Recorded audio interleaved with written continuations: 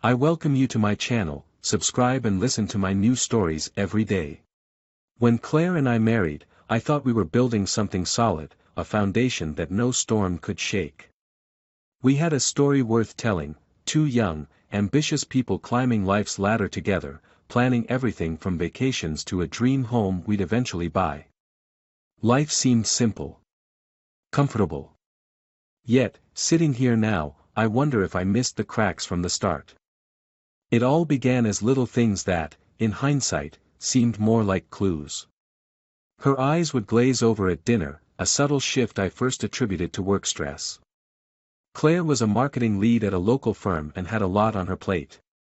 These past few months, though, her workload seemed heavier than usual.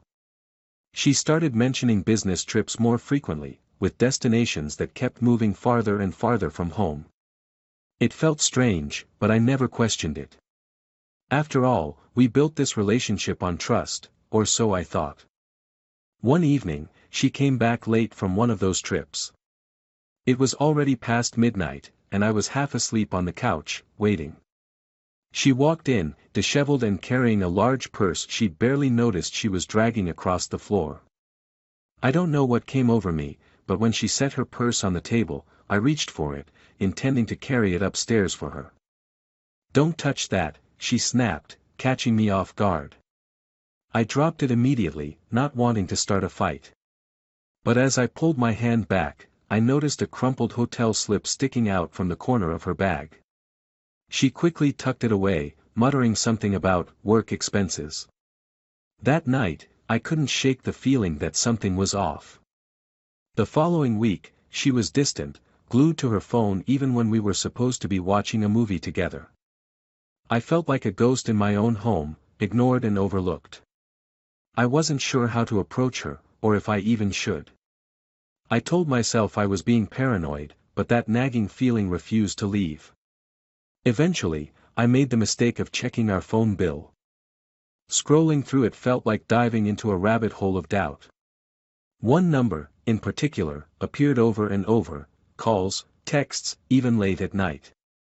I Googled it, hoping it was nothing. But there it was, clear as day. The number belonged to a man named Jake, a name I vaguely remembered hearing in passing when she talked about work. The discovery hit like a punch to the gut. I didn't know this Jake, but the calls at all hours spoke for themselves. I wanted to confront her right then and there, demand answers, but a part of me held back. Instead, I waited, watched, hoping she'd come clean. Days went by with no confession, no hint that she felt any guilt or remorse. The feeling of betrayal tightened in my chest each night as I lay beside her, pretending to sleep. One Saturday, I got my chance to search for more clues. She'd left her laptop open in the kitchen, and as I walked by, I noticed she had forgotten to close her email. A bold move, I thought, for someone so eager to hide things. My heart pounded as I scrolled through her inbox, every fiber of my being hoping I'd find nothing. But instead, I found an email from Jake. My hands shook as I read it. "Can't wait to see you next trip. Last night was unforgettable. We'll have to be more careful though, winky face." The smugness in that wink hit me hard. I couldn't believe she had the audacity to keep this right there in her inbox, as if I were some clueless fool who'd never look. I wanted to scream, throw something, maybe even march down to that marketing office and demand they hand Jake over. But I kept it together, choosing instead to walk outside, let the cold air bite through my rage. That night, I barely slept. Every time I closed my eyes, I saw her, laughing with him, probably over drinks somewhere out of town, thinking I'd never catch on. I needed more proof, something that couldn't be brushed off. So, the next day, I sat down and pulled up our joint bank account. It was time to see if any other patterns matched her trips. Scrolling through the transactions, one item stood out: a payment to a jewelry store, just 2 days after her business trip. My stomach twisted as I pictured her buying something for him, a token of their shared deceit. She hadn't mentioned anything about a purchase like that, let alone shown me anything new she'd bought for herself. She certainly hadn't given me anything. That's when I knew, deep down, that this wasn't a misunderstanding. I waited another day, hoping she'd say something, anything to explain. But instead, she came home, kissed my cheek as if nothing were wrong, and went about her night like she hadn't just shattered my trust into 1,000 pieces. I could have confronted her then, but something inside me urged patience.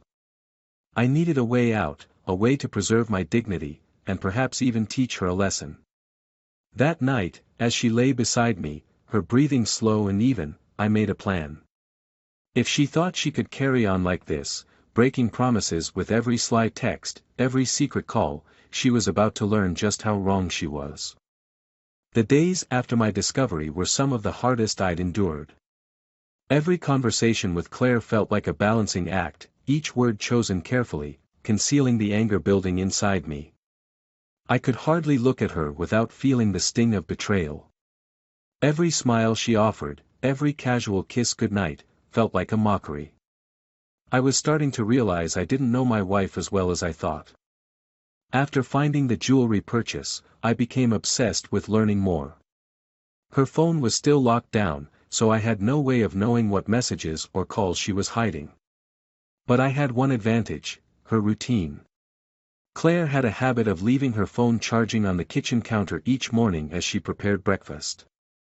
If I could manage to slip in just once without her noticing, maybe I could dig deeper. The opportunity came sooner than expected. One morning, while she was getting ready in the bathroom, her phone buzzed on the counter. I glanced toward the bathroom, listening to the faint sound of her humming as she showered. Her phone screen had lit up, revealing a notification from Jake, looking forward to tonight. Same spot. The rage flared again, and I nearly smashed her phone against the wall. But I held back. My hands shook as I opened the message thread. Scrolling through, I saw everything, the secret plans, the inside jokes, the flirtations. They spoke of shared hotel rooms, candlelit dinners, and stolen moments. Each message chipped away at the marriage I thought I knew. I was practically a ghost in her life, a placeholder while she ran off with him. As I scrolled further, I found a conversation from weeks ago where he'd told her he loved her. Her reply was what stopped my breath. She'd told him she loved him back. I couldn't stop staring at those words, letting them etch into my mind. Every time I'd told her I loved her, she'd been lying to me in return. That night, I didn't sleep at all. I lay there, feeling the weight of every word she'd exchanged with him. I thought about confronting her, imagined the moment I would throw her phone at her and demand she explain herself. But the thought faded as quickly as it came. Confronting her would mean she'd know that I knew, and I wasn't ready for that yet. I wanted her to feel what it was like to be blindsided, for her world to crumble just as mine had. If she wanted to walk away from me for him, she'd learn what that truly meant. I called in sick the next day, needing the space to think. I left the house before she woke up and drove to a nearby park, the morning fog hanging low over the grass. As I sat on the empty bench, I made up my mind. If I was going to end this marriage, I'd do it on my terms. I wouldn't let her guilt or her excuses change my course. She'd built her world on lies, and now, she'd see how easily that world could collapse. Over the next few days, I focused on gathering everything I'd need. I copied the messages, took screenshots, saved every photo she'd sent him. It felt strange, sitting in my office, scrolling through her deceitful exchanges, preparing to use them as evidence against her. But I needed it all. I wasn't going to let her walk away clean, pretending like she hadn't wrecked our life together. I met with a divorce lawyer the following week, laying out my story as factually as I could, though the anger in my voice was hard to miss. She listened patiently, nodding as I explained my plans. She recommended a private investigator to help gather further evidence. Part of me felt that this might be too much, that I didn't need to follow her around like a detective, but I pushed that aside. She'd lied to my face for months, and I couldn't trust a word she said. I needed to be sure. The investigator was efficient. Within days, He provided photos of her and Jake leaving a hotel together, wrapped around each other as if they had no one else in the world. Seeing her with him, smiling and carefree, felt like a final knife in the gut. I'd spent sleepless nights torn apart by her betrayal, while she went on as if nothing was wrong. Finally, with everything in place, I set my plan in motion. I began preparing to move out, signing a lease for an apartment across town. But I didn't leave immediately. Instead, I waited, laying out my revenge carefully, piece by piece. I wanted her to experience the uncertainty, the dread, the feeling that something was coming but not knowing what. On the last night we would spend under the same roof, I watched her across the dinner table, wondering if she felt even a hint of guilt. She was laughing about a story from work, some office gossip that seemed so trivial compared to the storm brewing between us. I could barely look at her, yet she remained oblivious, smiling at me like nothing was wrong. The irony wasn't lost on me. For once, I was the one holding the secret, the one with a plan she couldn't see. That night, as we went to bed, she curled up beside me, resting her head on my shoulder. I lay there in the dark, feeling the weight of her betrayal settle heavily around us. I knew that by tomorrow, everything would change, and our marriage, the life we built, would be nothing but a memory. But I felt no remorse. She'd made her choices, and now it was my turn. The morning dawned cold and gray, a fitting backdrop to the final act. I was already awake, lying in bed, staring at the ceiling as the first hints of light crept through the blinds. Claire was still asleep beside me, her face peaceful, oblivious to the storm about to hit. Today was the day I'd been waiting for, the culmination of weeks of secrets and anger. I moved quietly, grabbing my bag and heading downstairs. I'd prepared everything carefully, like I was setting up the scene in a play. I wanted her to feel the weight of her actions, for her to experience the shock and loss just as I had. So, instead of slipping out, I decided to confront her directly. For once, she would be the one caught off guard. By the time Claire made her way downstairs, still groggy, I was sitting at the kitchen table, a thick envelope in front of me. She paused in the doorway, taking in the scene. Something about the way she looked at me, almost wary, told me she could sense that something was wrong. "Morning," she said, her voice cautious. "You're up early." I motioned to the seat across from me. "Sit down. We need to talk." She hesitated, glancing at the envelope, then slowly took a seat.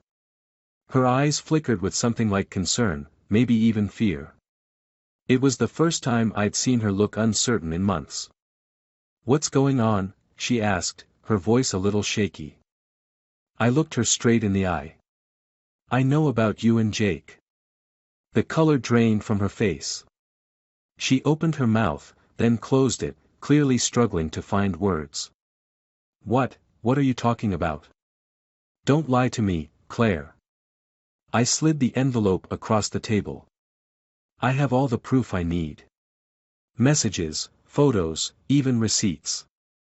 I know about everything, the trips, the hotels, the jewelry." She stared at the envelope as if it might bite her. Slowly, she reached for it, but didn't open it. Her hands shook slightly, and she seemed unable to meet my gaze.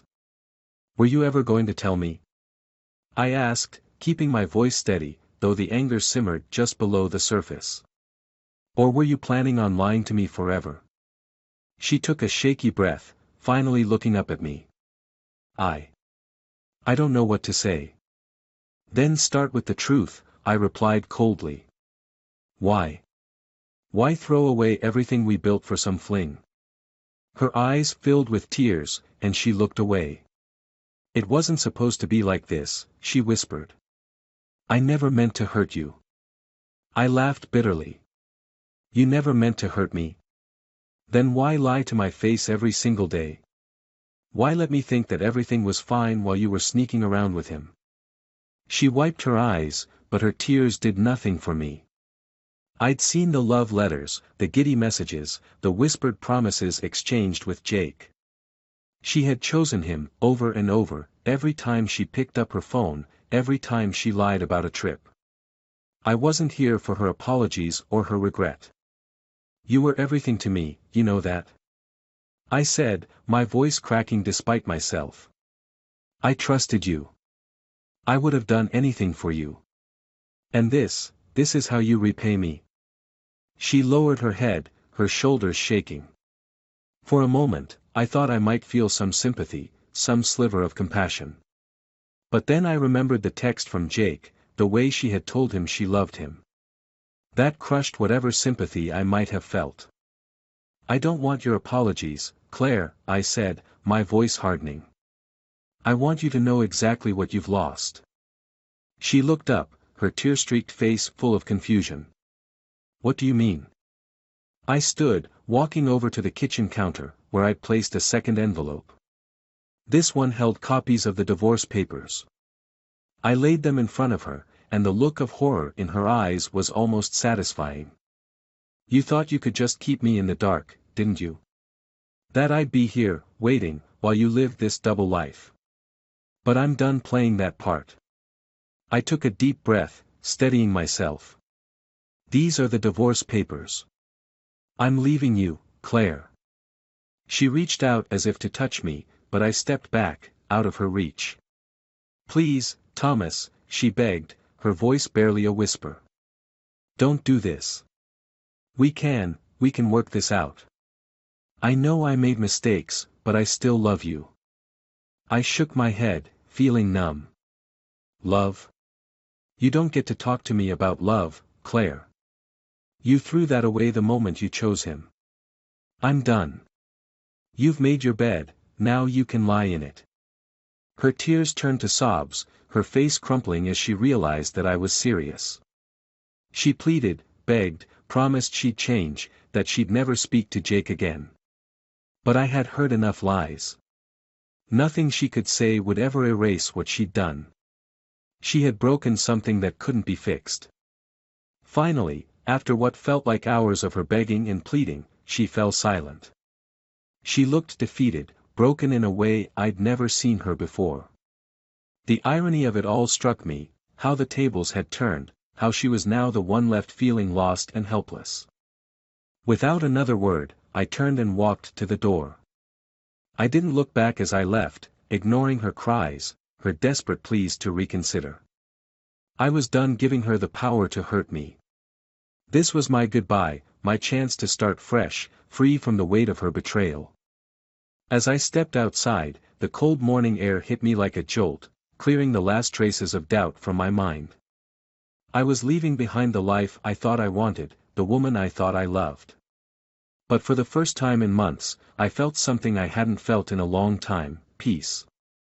I drove away without looking back, feeling the weight of it all lift as I put more and more distance between us. There would be pain in the days to come, of that I was sure. But at least now, I could finally breathe.